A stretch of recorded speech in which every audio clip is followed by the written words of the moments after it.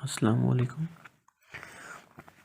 Welcome करते हैं आपको हमारे YouTube channel the creatives and informative पे। अगर आप लोगों ने हमारे यूट्यूब चैनल को सब्सक्राइब नहीं किया तो आप हमारे यूट्यूब चैनल को सब्सक्राइब कर लें।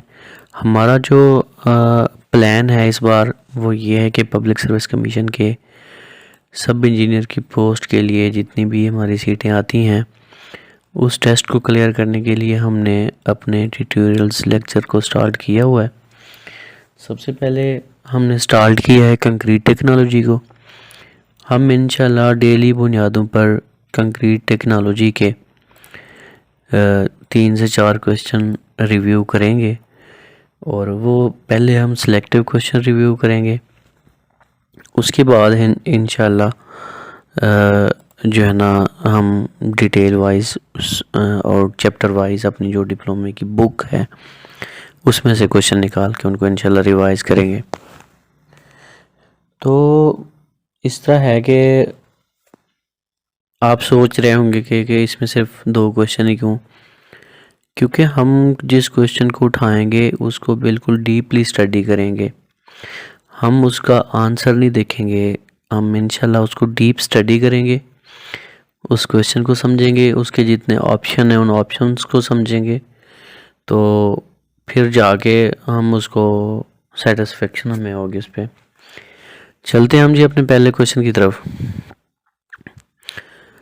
पहला क्वेश्चन है the temperature reinforcement in the vertical slab of T shape RC retaining wall is. वो कहता है जी टेम्परेचर स्टील जो होता है, जो टी शेप की रिटेनिंग वॉल होती है उसमें किस तरह का होता है और कहाँ दिया जाता है टेम्परेचर रीइंफोर्समेंट। इसके आंसर दिए हुए हैं 4। पहला है कि उसकी ज़रूरत ही नहीं है, दूसरा है कि बराबर बराबर दे देते हैं, तो तीसरा है जी कि जो हम इनर फेस है उस पे ज़्यादा देते हैं फ्रंट फेस की निस्बत, चौथा है जो फ्रंट फेस है उस पे ज़्यादा देते हैं इनर फेस की निस्बत। तो हम सबसे पहले तो हम ये देखते हैं कि ये टेम्परेचर रीइंफोर्समेंट क्या होती है। जैसे ही हमने सिविल टेक्नोलॉजी में कंक्रीट का स्टार्ट लिया था तो हम पहले दिन से पढ़ते आए हैं कि स्लैब जो भी डाली जाती है उसमें आलमोस्ट 2 किस्म की बारें होती हैं, एक होती है मेन बार और एक होती है शार्ट बार। स्क्रीन पे जैसा कि आप लोगों को नज़र आ रहा है मेरे पास एक स्लैब है, उसका स्पैन एक साइड पे 5 फुट है और दूसरी साइड पे उसका स्पैन 20 फीट है। और ये चीज़ हम सबको पता है कि हमेशा शॉर्ट स्पैन पे मेन बार डाली जाती है और लॉन्ग स्पैन पे लॉन्ग वाई पे हम डिस्ट्रीब्यूशन बार डालते हैं। स्क्रीन में आप लोग देख रहे हैं जो रेड कलर की हैं वो डिस्ट्रीब्यूशन बार हैं, जो नीचे डाली गई हैं ब्लू कलर में वो 5 फुट शॉर्ट साइड है, उसके ऊपर हमने डाली हुई हैं वो हमारी मेन बार्स हैं। अब ये टेम्परेचर बार क्या होती हैं, ये श्रिंकेज बार क्या होती हैं। असल में जो डिस्ट्रीब्यूशन बार्स रेड कलर वाली आपको नज़र आ रही है ना, इनको हम श्रिंकेज बार्स भी कहते हैं, इनको हम टेम्परेचर बार्स भी कहते हैं। चलें आपको ये क्लियर हो गया कि टेम्परेचर बार्स क्या है। और ये रिटेनिंग वॉल हमारा क्वेश्चन था कि रिटेनिंग वॉल की जो स्लैब है वर्टिकल स्लैब उसमें जो डिस्ट्रीब्यूशन बार्स हैं या टेम्परेचर बार्स हैं वो कहाँ डाली जाती हैं, फ्रंट पे डाली जाती है फेस पे, या उनको अंदर करके डाला जाता है।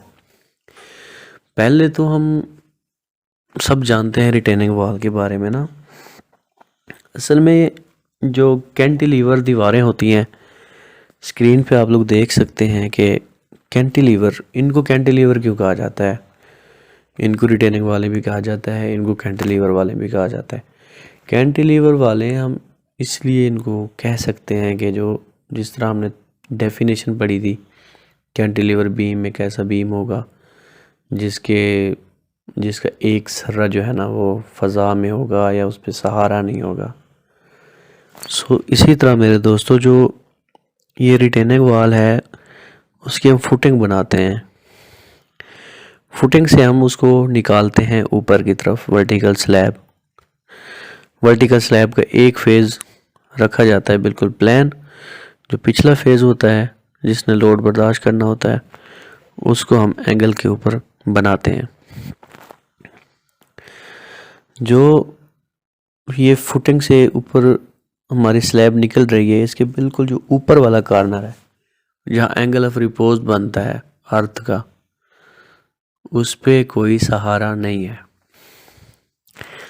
इस वजह से हम इसको कैंटिलीवर वाल भी कह सकते हैं। ये इसकी छोटी सी डेफिनेशन भी इसमें दी हुई है। यूजुअली तो ये 6 मीटर तक बनाई जाती है, लेकिन इस पिक्चर में वो 8 मीटर भी लिख रहा है ऑलमोस्ट।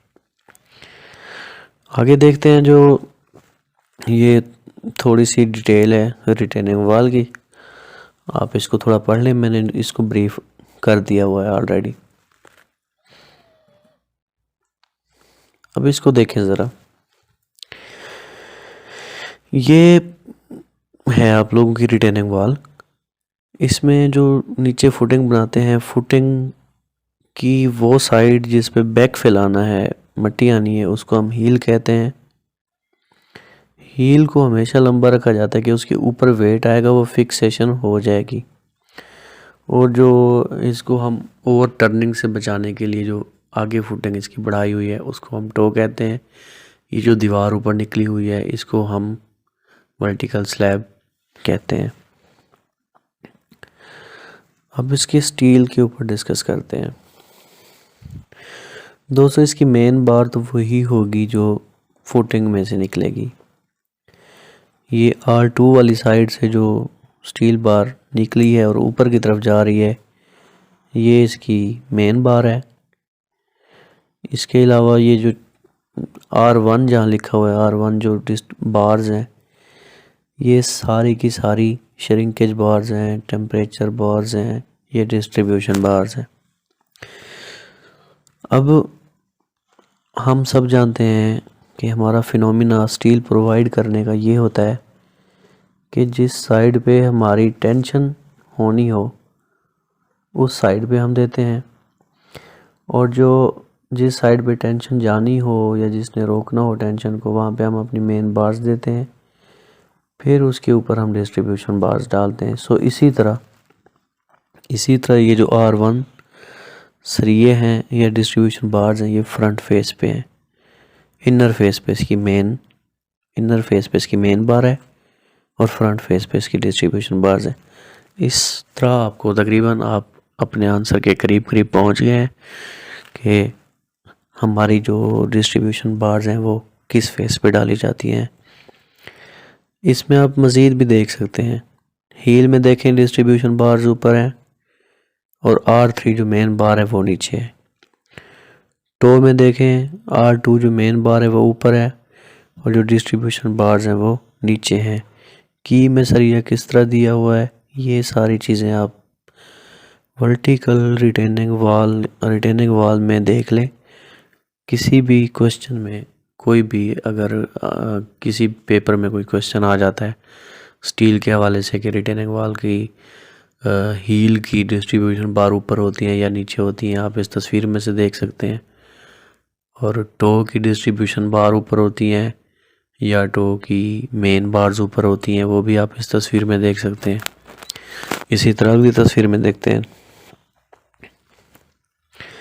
इसमें भी आप देखें जिस साइड पे इसका सीधा जाविया है, फेस है, जिस साइड से मट्टी आनी है उसी फेस पे डिस्ट्रीब्यूशन बार्स पड़ी हुई हैं। तो वापस हम अपने क्वेश्चन की तरफ जाते हैं। हमारा क्वेश्चन को पढ़ते हैं। क्वेश्चन था the temperature reinforcement in the vertical slab of T shape RC retaining wall is. अब आप डी पे चले जाएं। Provide more on front face than inner face. ये सारी चीज़ हम डिस्कस करके आए हैं already.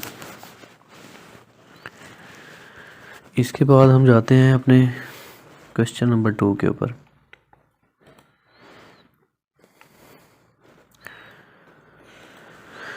Very clearly question number 2 है क्या? Bulking of sand is maximum if moisture content is about 2% हो, 4% हो, 6% हो, 10% हो। सबसे पहले तो आप लोगों को मैं बताता चलूँ कि बल्किंग क्या है। बल्किंग एक्चुअली जब हमारे पास एग्रीगेट होती हैं, सैंड है मतलब वो हमारी फाइन एग्रीगेट है, कोर्स एग्रीगेट भी होती हैं। जिस तरह मैं आप लोगों को एक मिसाल दूं कि हम आटा गूंथते हैं, आटे में जैसे हम पानी डालते हैं तो उसका वॉल्यूम बढ़ता है, ठीक है जी। वॉल्यूम बढ़ने के अमल को हम क्या कहते हैं? बल्किंग कहते हैं। अगर आप लोगों को थोड़ा डिफ़िकल्ट लगे तो इसको देख लें। बल्क का मतलब है उसका फूल जाना, मोटा हो जाना। तो ये तस्वीर वैसे मैंने आप लोगों को थोड़ा सा क्लियर कराने के लिए दी है कि बल्क होता क्या है। तो डिफरेंट इस पे हमारा एक बल्क टेस्ट होता है। हम जब भी काम स्टार्ट करते हैं सैंड पे बल्क टेस्ट करते हैं। बल्क टेस्ट में हम लोग ये वाजे करते हैं कि बल्क इसकी कितना परसेंट मॉइस्चर हो तो इसका मैक्सिमम बल्क आता है। सबसे ज़्यादा ये फाइन में आता है, मीडियम में कम, कोर्स में तो बिल्कुल कम आता है। क्यों? कोर्स पत्थर होते हैं, मतलब मोटे साइज़ के होते हैं, उनमें जितना पानी मिक्स करते जाएं वो तो पानी में मिक्स ही नहीं होते। जितना उसकी मतलब साइज़ छोटा होगा वो पानी में मिक्स होंगे, उसका बल्क बनेगा। और कितना मॉइस्चर कंटेंट पे मैक्सिमम बल्क बनेगा वो हम लोग पढ़ते हैं।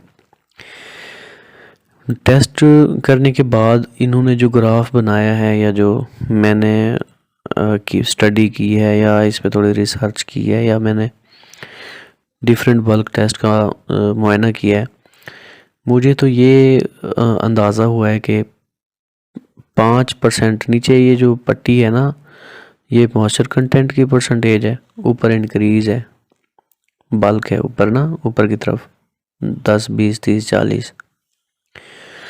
जो मैंने नोट किया है कि वो 5% पे, 6% पे भी, 6% पे ऑलमोस्ट 5% पे मैक्सिमम है। लेकिन इस तस्वीर में 4% के ऊपर हमारा जो वॉल्यूम है ना वो देखिए कम से कम 40 के करीब जा रहा है। तो 5 से आगे हम जैसे परसेंटेज बढ़ाएंगे इसका मज़ीद दोबारा कम होता जाएगा वॉल्यूम। इस वजह से हमारे इस जो क्वेश्चन का आंसर बनता है वो यही बनता है, 4% या 5%। तो ऊपर हम अपने क्वेश्चन की तरफ आते हैं। ऊपर हमारे क्वेश्चन में जो चीज़ दी हुई है वो यही है, bulking of sand is maximum if moisture content is 5%। हमारे पास ऑप्शन में नहीं है तो हम 4% लगा देते हैं। तो 6 भी वैसे ऑलमोस्ट करीब करीब जाता है, लेकिन जो 4 और 5% है ना वो एक्यूरेट आंसर है। तो इस तरह गाइस हमें अपने इस क्वेश्चन का भी आंसर मिल जाता है। बल्क का हमें समझ आ गया है कि बल्क होता क्या है और बल्क कितना मॉइस्चर कंटेंट पे कितना होता है, फाइन में कितना होता है, कोर्स में कितना होता है। इसी तरह मुझे दीजिए इजाज़त। इंशाल्लाह अगले लेक्चर में अगले क्वेश्चन के साथ हाज़िर होंगे बहुत जल्द। आप लोगों से रिक्वेस्ट है कि अगर आपने हमारा चैनल सब्सक्राइब नहीं किया तो आप हमारा चैनल सब्सक्राइब कर दें ताकि इस तरह की मज़ीद वीडियोज़ आपके पास बर वक्त पहुँचती रहें। Thank you.